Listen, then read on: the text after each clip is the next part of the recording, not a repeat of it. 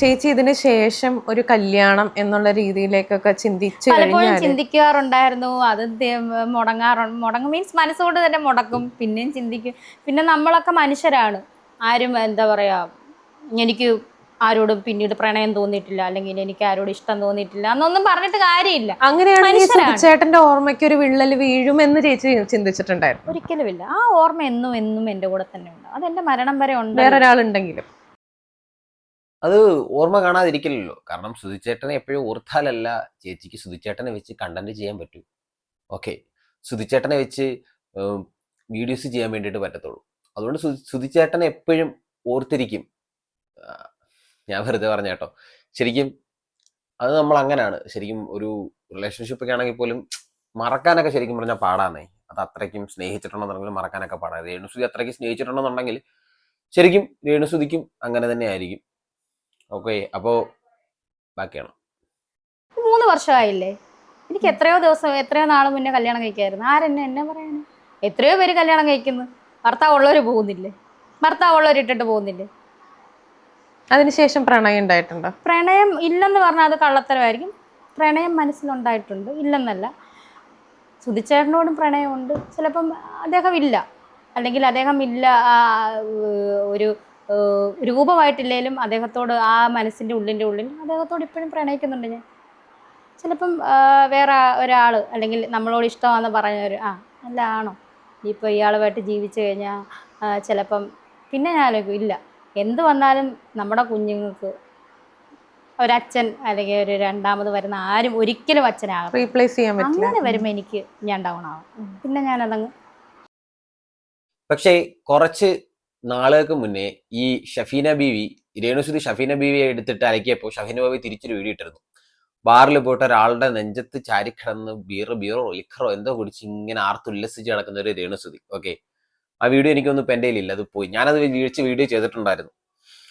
അപ്പോൾ അതൊക്കെ കാണുമ്പോൾ എന്തോ എനിക്ക് ഇതൊക്കെ പറയുന്നത് സത്യമാണോ എന്നെനിക്ക് ശരിക്കും പറഞ്ഞു കഴിഞ്ഞാൽ തോന്നിപ്പോറുണ്ട്. രേണുസുതി ഇപ്പം ഈ പറയുന്നതൊക്കെ ശരിക്കും എന്തെങ്കിലും ഇതിലൊക്കെ യാഥാർത്ഥ്യമുണ്ടോ എന്ന് എനിക്ക് തോന്നിപ്പോറുണ്ട്. ഓക്കെ, അതുപോലെ തന്നെ ഇൻസ്റ്റഗ്രാമിൽ സബ്സ്ക്രിപ്ഷൻ എടുത്ത് ബാക്കിയുള്ള ആളുകൾക്ക് വേണ്ടിയിട്ട് വീഡിയോ ചെയ്യുമ്പോൾ അതും എനിക്ക് തോന്നിപ്പോകാറുണ്ട്. ശരിക്കും ഇതൊക്കെ സുധിച്ചേട്ടന് വേണ്ടിയാണോ എന്ന് എനിക്ക് തോന്നാറുണ്ട്. ചെറുപ്പം എൻ്റെ തോന്നൽ മാത്രമായിരിക്കും, എങ്കിലും ഞാൻ പറഞ്ഞതാണ്. ഓക്കെ, അപ്പൊ നമുക്ക് ബാക്കി കാണാം. വേണ്ട. ഇപ്പൊ സുധിച്ചേട്ടൻ അഭിനയിച്ചിട്ടുള്ള സിനിമകൾ ഉണ്ടാവുമല്ലോ, ഓരോ രംഗങ്ങൾ ഉണ്ടാവും. അതിനകത്ത് ചേച്ചിക്ക് ഏറ്റവും പ്രിയപ്പെട്ടതെന്ന് തോന്നുന്നത് ഏതാ? സിനിമകളെക്കാളും എനിക്ക് സുധിച്ചേട്ടനെ ഞാൻ ഇഷ്ടപ്പെടാൻ കാരണം ഒരാളുണ്ട്, ജഗദീഷ് ചേട്ടൻ. അറിയാലോ, ഞാൻ പലപ്പോഴും പറഞ്ഞിട്ടുണ്ട്. ജഗദീഷ് ചേട്ടൻ ഉള്ളപ്പോഴും, ജഗദീഷ് ചേട്ടൻ അതറിയാം, ജഗദീഷ് ചേട്ടനും അറിഞ്ഞ കാര്യമാണ്. സ്റ്റാർ മാജിക് വന്നപ്പോൾ പറഞ്ഞിട്ടുണ്ട്.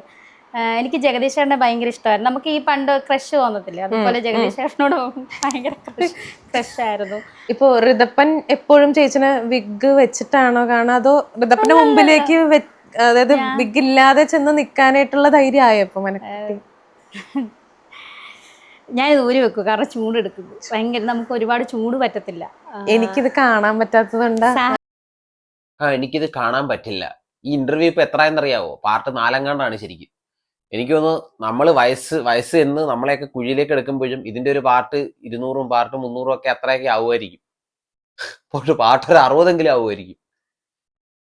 എന്തുവാ ഇത് ശരിക്കും? ഒരാളെ, മരിച്ചുപോയ ഒരു വ്യക്തിയും ഒരു രോഗാവസ്ഥയിൽ കിടക്കുന്ന ഒരു പെങ്കൊച്ചിനെയും വെച്ചിട്ട് ഇതുപോലെ കണ്ടന്റ് ഉണ്ടാക്കാൻ ഈ മൂവി വേൾഡ് മീഡിയ, നിങ്ങൾ മാക്സിമം പറ്റുന്നുണ്ടെങ്കിൽ ഈ ചാനൽ റിപ്പോർട്ട് അടിച്ച് പൂട്ടിക്കാൻ നോക്കും ശരിക്കും. ഓക്കെ, ഇത്രയ്ക്കൊക്കെ പണത്തിനോട് ആർത്തിയും അതുപോലെ ഇത്രയ്ക്ക് അധംപതിച്ച പരിപാടിയുമാർ കാണിക്കുന്നുണ്ടെങ്കിൽ എന്താണ് ശരിക്കും? ചിലപ്പോൾ രേണുസുതിക്ക് എന്തെങ്കിലും ചില്ലറ പൈസയും കൊടുത്താണ്. അതായിരിക്കും പുള്ളിക്കാരി വന്നിരുന്ന ഈ കഥകൾ പഴംപുരാണം മൊത്തവും പറഞ്ഞുകൊണ്ടിരിക്കുന്നത്. എന്തൊക്കെയായാലും കൊള്ളാം. ഈ മുടിയൊക്കെ ഊരിപ്പിക്കുന്ന ചിലപ്പോൾ ഈ ചാനലുകാർ തന്നെ ആയിരിക്കും. അതൊന്ന് മാറ്റിയ ചിലപ്പോൾ സെന്റിമെന്റ് വർക്കൗട്ട് ആവും, നമുക്ക് കുറച്ച് ഹൈപ്പ് കിട്ടും, വീഡിയോക്ക് അത്യാവശ്യം റീച്ച് കിട്ടും എന്നുള്ള രീതിയിലൊക്കെ പറഞ്ഞിട്ട് ഇവർ തന്നെ ചെയ്യിപ്പിക്കുന്ന ചിലപ്പോൾ സ്ക്രിപ്റ്റ് ആയിരിക്കാനുള്ള സാധ്യതയും ഉണ്ട്. ഓക്കെ, ബാക്കിയാണ്. അപ്പൊ രേണുസുതി ഇപ്പൊ മുടി അങ്ങോട്ട് അയക്കട്ടെ.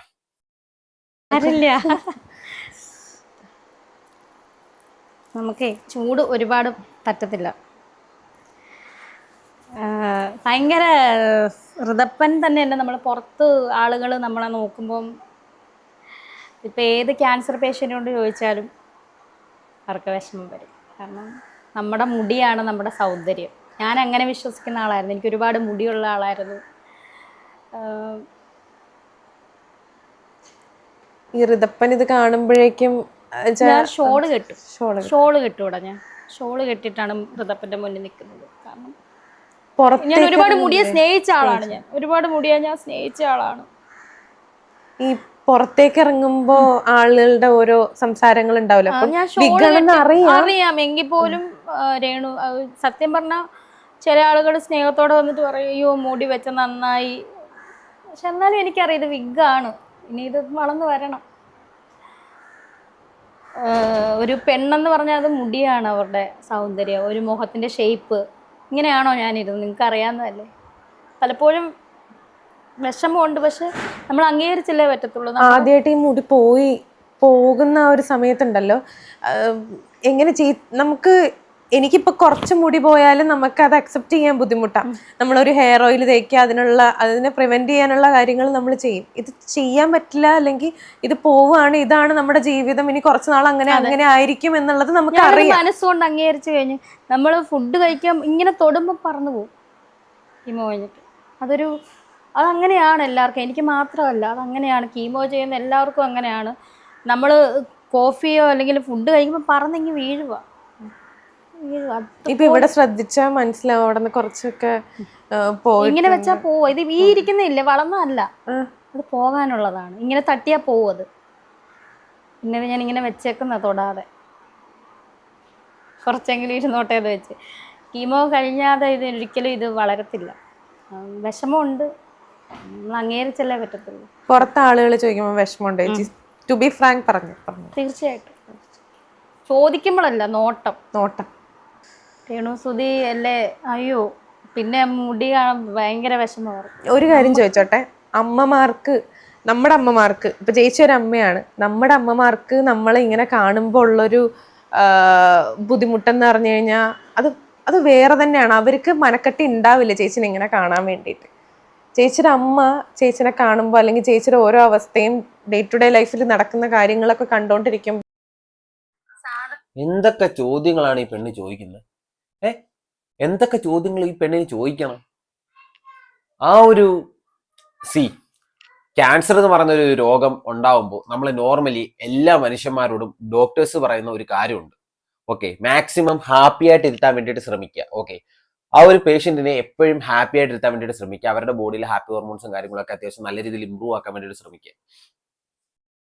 അതാണ് ശരിക്കും ഒരുപാട് ആളുകൾ ശരിക്കും ഈ ക്യാൻസർ എന്ന് പറയുന്ന സംഭവത്തോട് സ്ട്രഗിൾ ചെയ്ത് തന്നെ കയറി വരുന്നത്. കാരണം അവരെപ്പോഴും ചില്ലായിരിക്കും, അവർക്ക് ഈ രോഗം ഉണ്ടെന്നുള്ളൊരു ചിന്തയോ പ്രശ്നമോ ഒന്നും കാണത്തില്ല. പക്ഷെ ഒരു 4 ദിവസമായിട്ട് ഈ മൂവി വേൾഡ് മീഡിയ എന്ന് പറയുന്ന ചാനൽ രേണുസുധിനെ പിടിച്ചിരുത്തിയിട്ട് പുള്ളിക്കാരിക്ക് ടെൻഷൻ വരുന്ന രീതിയിലും സ്ട്രെസ് വരുന്ന രീതിയിലും പുള്ളിക്കാരിയെ കരയിപ്പിച്ചുകൊണ്ട് അടക്കം വീഡിയോ ചെയ്യിപ്പിച്ചുകൊണ്ടിരിക്കുകയാണ് ഈ മൂവി വേൾഡ് മീഡിയ. ഓക്കെ, അതാണ് ശരിക്കും ഇവിടെ നടന്നുകൊണ്ടിരിക്കുന്നത്. എന്താണ് ശരിക്കും ഇവിടെ നടക്കുന്നത് എന്നുള്ളതാണ് ശരിക്കും. ഇപ്പൊ വിളിച്ചിട്ട് ചേച്ചിയുടെ അമ്മയ്ക്ക് ചേച്ചിക്ക് ക്യാൻസർ വന്നത് കാണുമ്പോൾ ചേച്ചിയുടെ അമ്മയ്ക്ക് എന്താണ് പ്രശ്നം, ചേച്ചിയുടെ അമ്മയ്ക്ക് വിഷമം ഉണ്ടാവാറുണ്ടോ? ഇതൊക്കെ എന്ത് ചോദ്യമാണ്? ഏതൊരു അമ്മയ്ക്കാണ് ശരിക്കും വിഷമം ഉണ്ടാകുന്നത്? സ്വന്തം മക്കൾക്ക് ക്യാൻസർ വന്നു കഴിഞ്ഞാൽ ഏതൊരു അമ്മയ്ക്കാണ് വിഷമം ഉണ്ടാകാത്തത്? ഏതൊരമ്മയ്ക്കും വിഷമം ഉണ്ടാവും. ഒരു കാലൊന്ന് തട്ടി മുറിഞ്ഞാലോ ഒരു ചെറിയ പനി വന്നാലോ അമ്മമാർക്ക് വിഷമം ഉണ്ടാവും. അതൊക്കെ സ്നേഹത്തിന്റെ ഭാഗമാണ്. അതൊക്കെ ഈ വീഡിയോയിൽ വന്നിരുന്ന് ഇതുപോലുള്ള അളിഞ്ഞ ചോദ്യങ്ങൾ ചോദിക്കുമ്പോൾ ഈ ചാനലിന്റെ നിലവാരം നമ്മൾ ഓർത്തു പോവുകയാണ് സുഹൃത്തുക്കളെ. ഓക്കെ, ഇവിടെ രേണുസുധിയെ കുറ്റപ്പെടുത്തുന്നില്ല, ആ ചാനലിനെയാണ് കുറ്റപ്പെടുത്തുന്നത്. ഇതുപോലുള്ള അളിഞ്ഞു പറഞ്ഞ ചോദ്യങ്ങൾ ചോദിക്കുന്ന ചാനലുകാരെയാണ് കുറ്റപ്പെടുത്തുന്നത്. ഓക്കെ, കുറച്ച് ഡോളറിന് വേണ്ടി എന്തും കാട്ടിക്കൂട്ടാം, എന്തും ചെയ്യാം എന്നുള്ള ഒരു ചിന്ത അവർക്ക് ഉണ്ടെന്നുണ്ടെങ്കിൽ ശരിക്കും എന്റെ സുഹൃത്തുക്കളെ, നിങ്ങൾ ഈ വീഡിയോ കാണുന്നുണ്ടെങ്കിൽ മാക്സിമം പറ്റുമെങ്കിൽ ആ ചാനൽ റിപ്പോർട്ട് അടിച്ച് കൂട്ടിക്കാൻ വേണ്ടി നിങ്ങൾ ശ്രമിക്കും. എന്റെ വീഡിയോ കാണുന്നത് ചിലപ്പോൾ 10,000 5,000 പേരായിരിക്കും, മതി, അല്ല 1000 പേര് മതി. ഓക്കെ, ബാക്കിയാണ്. എങ്ങനെ ഈ വേദന സഹിക്കുമ്പോ എങ്ങനെ? സാധാരണ അമ്മമാരുടെ പോലെ ഇച്ചിരി ധൈര്യമുള്ള അമ്മമാരെയാണ് ഞാൻ ചുറ്റും. പക്ഷെ എൻ്റെ അമ്മയ്ക്ക് ധൈര്യം എന്ന് പറയുന്ന ഒരു സാധനം, ഒരു പുറമേ നിന്നുള്ള ഒരു സോഷ്യൽ മീഡിയ എന്താണെന്ന് അറിയത്തില്ല അവർക്ക്. ഒരു സ്മാർട്ട് ഫോൺ ഇല്ല അവർക്ക്, അല്ലെ ആൻഡ്രോയിഡ് സെറ്റില്ല. ഇപ്പോഴും അങ്ങനത്തെ ഒരു അമ്മയാണ് എൻ്റെ അമ്മ. അവര് എന്താ പറയാ, ഒന്നും അറിയത്തില്ല ഇപ്പോഴും, എന്താണ് ചുറ്റും നടക്കുന്നതെന്നൊന്നും അറിയാത്തൊരു പാവ സ്ത്രീയാണ് അവര്. അപ്പം അവർക്ക് ഈ വേദനയും ഇതും കാണുമ്പം വിഷമമുണ്ട്, എന്നെ ചെയ്യാൻ. പക്ഷെ എൻ്റെ മുന്നിൽ ചിലപ്പോൾ പിടിച്ചിരിക്കാൻ പറ്റത്തില്ല, അത്രേ ഇതേ ഉള്ളൂ. കരയും. അപ്പോൾ ചേച്ചി വഴക്ക് പറയാം അവിടെ മുന്നിൽ കരയില്ലെന്ന്. ഉം. അങ്ങനെയാണ്. പിന്നെ ഇപ്പം പറഞ്ഞ് മനസ്സിലാക്കിയിട്ടുണ്ട് അമ്മയുടെ. ചേച്ചിയുടെ വീട്ടുകാരല്ലാതെ ഇപ്പൊ കണ്ട പതിയെ ആ കൊച്ചെങ്ങോട്ടാ പോകുന്നത് കണ്ടോ. ഇനി പതിയെ സുധിച്ചേട്ടന്റെ വീട്ടുകാരെ പിടിക്കാൻ തുടങ്ങിയിട്ടുണ്ട്. ഇനി പതിയെ അവരെ വീട്ടുകാരെ, സുധിച്ചേട്ടന്റെ അമ്മ, അച്ഛനുണ്ടോ എനിക്കറിയാൻ പാടില്ല, ബാക്കി ചേട്ടനോ ജ്യേഷ്ഠനോ സഹോദരന്മാരോ ഇവരെയൊക്കെ പിടിക്കും. അതിന് അവസാനം ഈ കിച്ചു എന്ന് പറയുന്ന വ്യക്തിയിലോട്ടെത്തും. അവസാനം അതിനെ ഒന്ന് കുരുക്കിയിടും. ഓക്കെ, അതിനെ ഒന്ന് കുരുക്കിയിടും. എന്നിട്ട് ഇതെല്ലാം കൂടെ അരച്ച് കൊലിക്കുക, അവസാനം ഒരു കൺക്ലൂഷനിലോട്ട് എത്തിക്കും. എന്നിട്ട് വീഡിയോ വൈൻഡപ്പ് ചെയ്തിട്ട് പാട്ടിനും. എനിക്കൊന്ന് പാർട്ട് 4 ആണ് ഇത് കേട്ടോ. മൂവി വേൾഡ് മീഡിയയുടെ 4ാം ഭാഗമാണ് ഇപ്പോൾ സുഹൃത്തുക്കളെ നിങ്ങൾ കണ്ടുകൊണ്ടിരിക്കുന്നത്. ഓക്കെ, നമുക്ക് ബാക്കി കാണാം.